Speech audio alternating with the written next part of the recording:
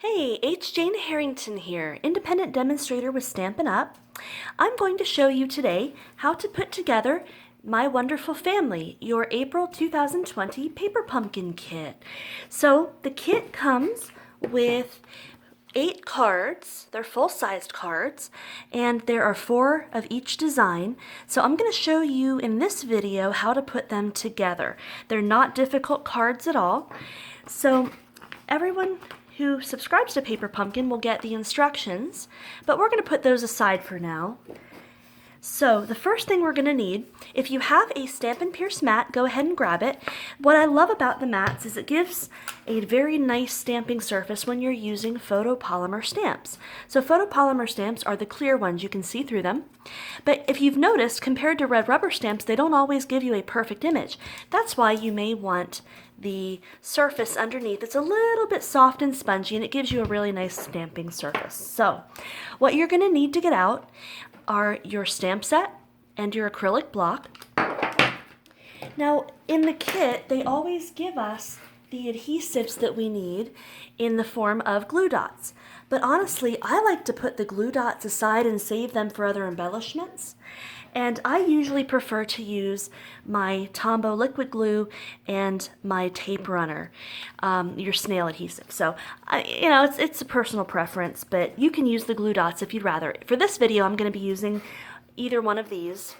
And I also like to have with me my pair of paper snips, just because you never know what you're going to need. Now, Paper Pumpkin comes with everything, but if you're going to the beach or something and you want to take your kit along, it's always a good idea to have a pair of scissors in there just in case you need it. So let's do the first card. That card is going to look like this. Can you see that one? This one right here. And the sentiment says family, where life begins and love never ends. So this theme is family this month. Now, the card base comes pre-scored. So you just fold it on the score lines. And if you need to, you can take a bone folder. You notice that this isn't staying down very well. Sometimes in that case, I will take a bone folder and just go over the score line a little better. See, it gives it a little bit more of a fold, and it just helps it stay down just a little bit better. See the difference there? So, okay, the first thing we're going to do is we're going to take the tree leaves from the stamp set. We're going to take this out, and they peel right off, and they're going to cling to our block. So I'm going to stick it on right about there. Now, your Paper Pumpkin kit will come with a Stampin' Spot. It's a small little ink pad. This month, the color is Pear Pizzazz. I tend to prefer, again, it's just a preference, but I love Stampin' Up's ink pads because they're foam. They're not the fabric. So I'm going to actually use my Stampin' Up ink pad for the purposes. So what we're going to do, the first thing, is we are going to ink our stamp. You see how it's good and inked. And now I'm going to move my little embellishments aside. So I'm going to take this and notice this printing here is going to be our guideline. So we're going to make the leaves of our tree. And I'm going to line it up right about there, and I just press down, give it a decent firm amount of pressure, and then lift up. And there's the one side of my tree. If you want your green to be lighter, you can stamp off on another piece of paper and it'll give you a lighter color. But I want the dark, bold greens right now. So I'm lining this up again on the other side. I press down, give it a good firm amount of pressure, lift up, and there is the base of my tree. So you'll notice they give us one of these punch outs. That's going to be our tree. Isn't that beautiful? So that was the first thing we did, the background right there. The next step looks like we're going to want to stamp our sentiment. So let me grab my chamois so that I can clean my stamp. Now, there's a lot of ways to clean a stamp. My favorite way is to use the Simply Chamois. Stampin' Up sells these. But if you don't have a chamois, you can always use a paper towel that's a little damp, or a baby wipe. There's a lot of different ways to clean a stamp on the market. My favorite is the chamois though. It doesn't leave residue behind. So see, now that I've cleaned my stamp, it's completely clean and ready to go again for next time. I'm going to put this one back on the card. And I'm going to grab that sentiment, which is this one right here. So again, I just peel it off. And these cling, you can use them over and over and over again. So we're sticking it right on to there. I make sure that it's even. And now I'm going to move the card aside, and we're going to grab this banner right here. Now these are punch outs, so they're already cut out for you in your kit.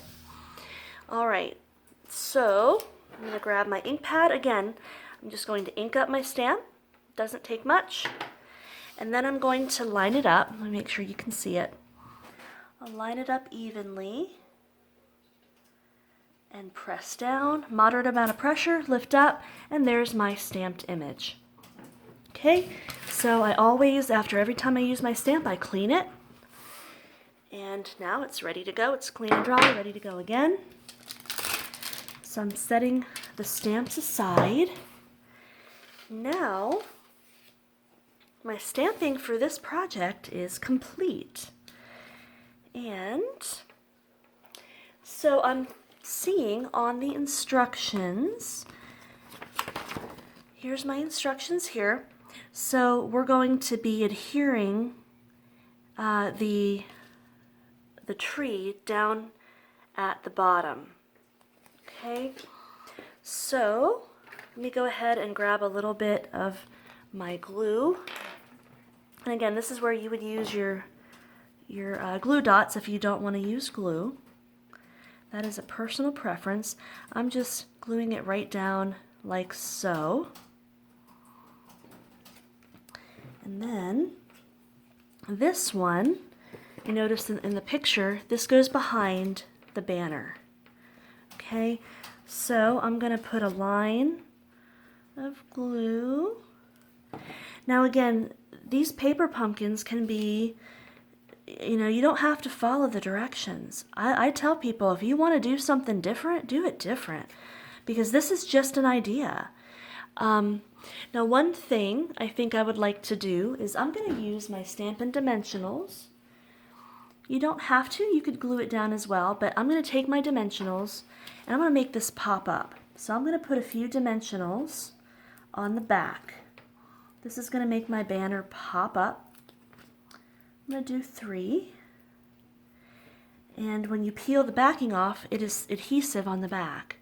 You see, so that's going to stick. So I'm going to line it up right about there, and it makes that pop off the page, you see. And the last thing for this card are my little birds. And here's one bird. I think I've misplaced the other, so I'm just going to come back over here and grab another bird. See off the die cuts. And let's see, I'm going to stick a bird here. I'm just gluing these babies on. You could use Dimensionals if you wanted to.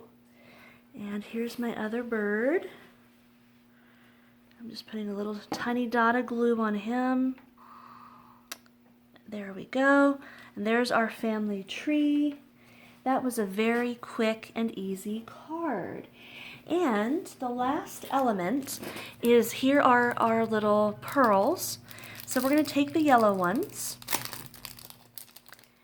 These give a little added dimension here. We're going to stick them in the tree.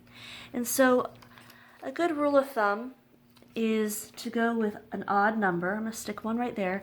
So 3 is a good number for this size. So I'm just kind of sticking them on. Oh, that one I'm going to move just a bit over there. That way it's, whoops, not in the way of the tree. There we go. And one more. I'm going to stick this one maybe right down here. So there's 3. That gives it a little bit more dimension. Can you see those? They look cute. And there's one card. And, of course, we have envelopes that are pre-printed that come with the kit, and notice it matches. And so there you have it. You have one card that's nice, easy, ready to go, and it's a unique card, so they can open it up and you can write your sentiment inside. Very nice, beautiful, unique. So that's one of them. So the other one, let me clear my space off, and we'll do the second one. So I thought when I did my unboxing, I thought that this was the inside of the card, but it's not. This is creative as well. This is a Z-fold card. You see how it opens in a Z-fold?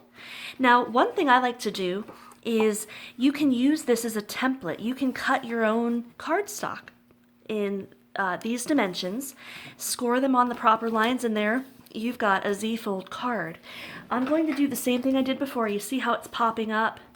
I'm going to go ahead and use my bone folder. If you don't have a bone folder, you can use a ruler. Just try to use something that's not going to damage your paper. You can use a fingernail as well, or a popsicle stick or something like that. So you see now there's a little bit more, it stays down, it doesn't pop up as much. All right, so this card here is the one we're doing next. This one right here. So you're going to want to get out this card base. You're going to want a 5-inch piece of ribbon. And again, if you need a ruler, you've got a ruler down here in your instructions, so just measure your ribbon out to 5 inches. You're going to need a small tag.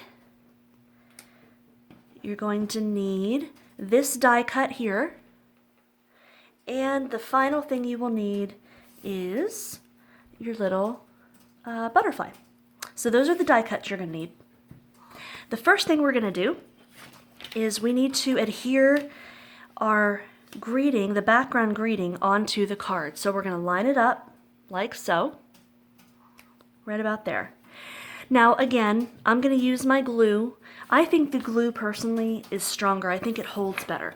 But you notice you don't want to put glue on the whole thing, because if you do, it's going to glue the card shut. So kind of get a feel for where you need to put it to right about here. Okay, I'm using my finger as a guide to flip it over, and I know that this is kind of my guideline. I don't want to put it past here. So I'm just putting a thin strip of glue.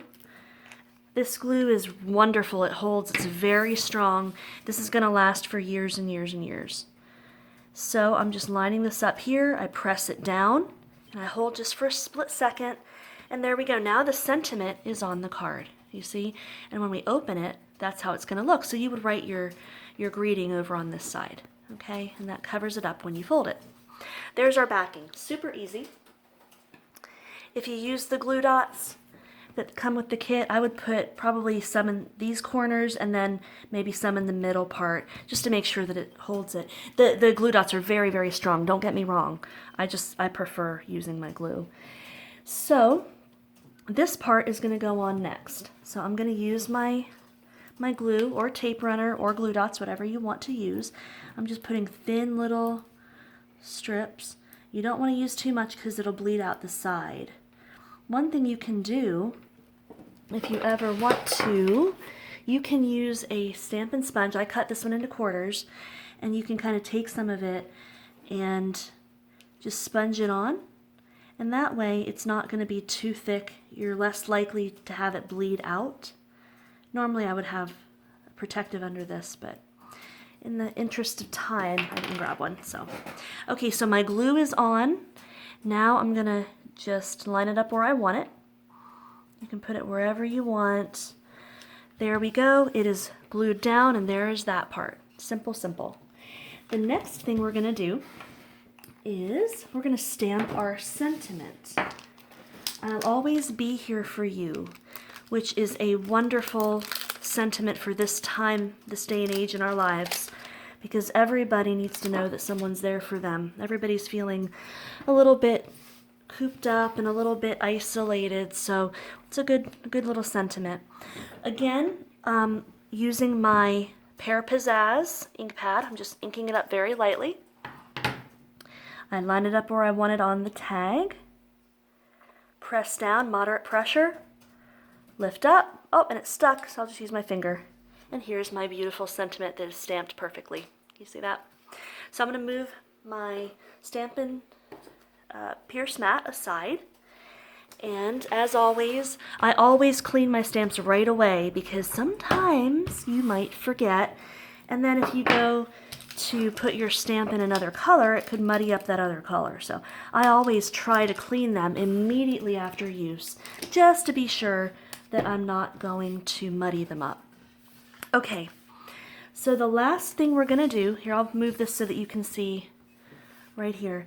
So the ribbon, we're gonna put the ribbon on next. Now you'll notice the ends are just kind of blah. What I'm gonna do, I'm gonna take some super sharp scissors and I'm going to trim them at an angle. I tend to like angles on my ribbon. There we go. I just think it makes it look better. So I'm gonna take my ribbon and I'm gonna fold it in half, and you can do this however you want. If you want to have a little bit overlap, like so, you can. You can put them dead on like so, whatever you want. I like a little bit of overlap myself. So I'm probably going to put it just about like so.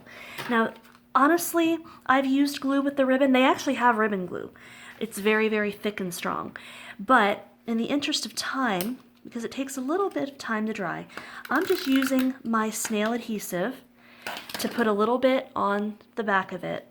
So I'm going to first adhere it down right about there, and then I'm going to put a little bit on this side just so that it will stay down, and I'm going to put it right about in there like so, and see how there's kind of a bit of overlap so you can see both ends. Alright, now I'm going to take my Stampin Dimensionals, and these are going to pop my tag off the paper, my little banner. I like to use 3 in this circumstance because that way the middle isn't going to bow when it's pressed in. So I'm using 2 on the ends and then 1 in the middle. So here's my sentiment, and I'm going to put that right about in here. And I'm kind of, you know what, I'm going to layer mine, like angle it a little bit so you can see more of the ribbon, because I like that. You can put it straight on if you'd rather. It's up to you. And the last thing we're going to do is we're going to put on the butterfly. So I'm going to use a dimensional on the butterfly. I'm probably going to put it like so. So I want 2 dimensionals. 1 here and 1 here. I'm going to peel the backing off. And now, when I put my butterfly on, it's going to pop off the page. And you know what? You can even curl those wings up a little bit to make it look more like it's really fluttering. There we go. There's our beautiful little card. Isn't that precious? And again, we have a matching envelope that comes with it that's coordinated with the printing. And it is a gorgeous card you are going to be proud to send. We have 2 card styles that come in April's Paper Pumpkin Kit. There they are. And they are beautiful. They're gorgeous. They were super easy. You saw how easy that was. Paper Pumpkin is great because it doesn't matter your level. If you're a beginning crafter and a beginning stamper, it's perfect for you. You can learn. It helps you build up your supplies. And you notice they give you extra embellishments and extra things so that you're going to have a little bit more to use for other projects. So you can use this stamp set and the ink pad, of course, over and over and over again. This is a great way easy and inexpensive way to build up your product and your materials. So I'm going to start working on alternative projects so that you can see other ways that you can use this kit.